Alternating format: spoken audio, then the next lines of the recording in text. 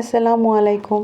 Kitchen of রাফারুহি রান্নাঘর থেকে আমি রাফারুহি আম্মু আপনাদেরকে জানাচ্ছি আমার প্রাণ ঢালা অভিনন্দন।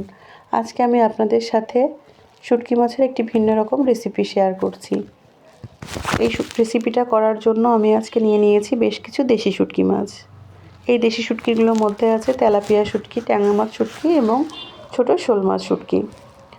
এবার আমি একটি গ্যাসের চুলায় একটি কড়াই বসিয়ে দিয়েছি। কড়াইটা যখন গরম হয়ে গেছে সেই পর্যায়ে মাছগুলো দিয়ে আমি অল্প আঁচে এই শুটকি মাছগুলোকে ভালো করে টেলে নিয়েছি। টালা হয়ে গেলে আমি তাতে দিয়ে দিচ্ছি পানি। এই পানিটা দিয়ে আমি মাছগুলোকে অনেকক্ষণ ভিজিয়ে রাখবো। এতে মাছের যে ময়লা আছে সেটা বের হয়ে যাবে এবং মাছ থেকে আষ্টে গন্ধটাও চলে যাবে। মাছগুলোকে আমি ভালোভাবে কষলে ধুয়ে নিয়েছি। এবার আমি একটি কড়াইতে পর্যাপ্ত পরিমাণ তেল দিয়ে তাতে কুচিয়ে রাখা বেশ কিছুটা পেঁয়াজ দিয়ে দিলাম।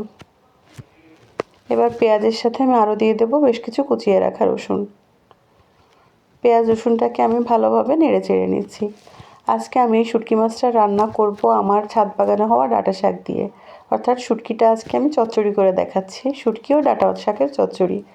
আমি দিয়ে দিচ্ছি পরিমাণ মতো জিরা বাটা, দিয়ে দিচ্ছি লবণ। আমি একে একে সমস্ত মশলাগুলোকে দিয়ে দেব। দিয়ে দিচ্ছি পরিমাণ মতো হলুদের গুঁড়া। এবার এই মশলাগুলোকে ভালোভাবে কষিয়ে নিচ্ছি। মশলাগুলো যখন কষানো হয়ে গেছে সেই পর্যায়ে আমি দিয়ে দেব অল্প পরিমাণ শুকনো মরিচ। যেহেতু শাক দিয়ে চচ্চড়িটা হবে তাই শুকনো মরিচের পরিমাণটা আমি খুবই কম দিয়েছি। এখানে আমি দিয়ে দিলাম বেশ কিছু কুচিয়ে রাখা কাঁচামরিচ। আমার এই কাঁচামরিচগুলোতে যথেষ্ট ঝাল আছে তাই আমি কাঁচামরিচের পরিমাণটাও কম দিয়েছি। এবার সেই পরিষ্কার করে ধুয়ে রাখা শুটকি মাছগুলোকে দিয়ে আমি মশলার সাথে ভালোভাবে কষিয়ে নিব।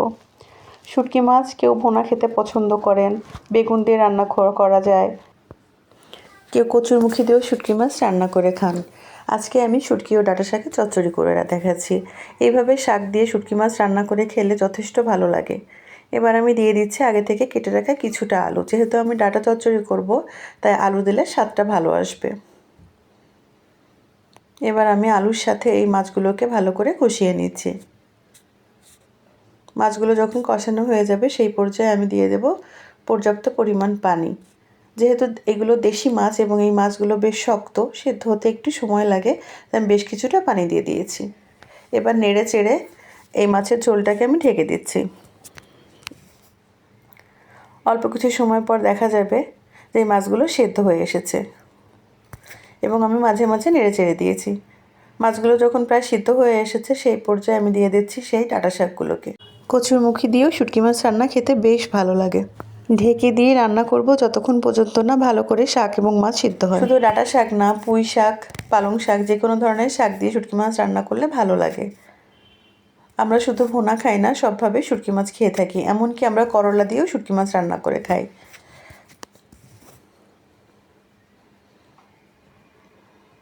শাকগুলোর সাথে আমি এই মাছগুলোকে ভালো করে নেড়েচেড়ে মিশিয়ে নিচ্ছি।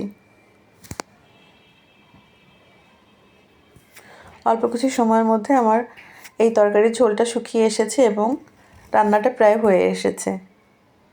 আপনারা দেখতে পাচ্ছেন আমার রান্নাটা হয়ে গেছে এবং এটা আমি শুকনো শুকনো রান্না করেছি। যেহেতু এটি চচ্চড়ি তাই এটি ভাতের সাথে খেতেই বেশি ভালো লাগবে। এখন আমি পরিবেশন করে দেখাচ্ছি। এই তো আমার শুটকি মাছের ডাঁটা চচ্চড়িটা হয়ে গেছে। এই চচ্চড়িটা গরম ভাতের সঙ্গে খেতে খুবই মজা। আপনারা বাসায় ট্রাই করে দেখবেন। আমার এই রেসিপিটি যদি আপনাদের ভালো লেগে থাকে প্লিজ আমার চ্যানেলটিকে সাবস্ক্রাইব করে দিবেন এবং লাইক, কমেন্ট, শেয়ার করে আমার পাশে থাকবেন। আসসালামু আলাইকুম।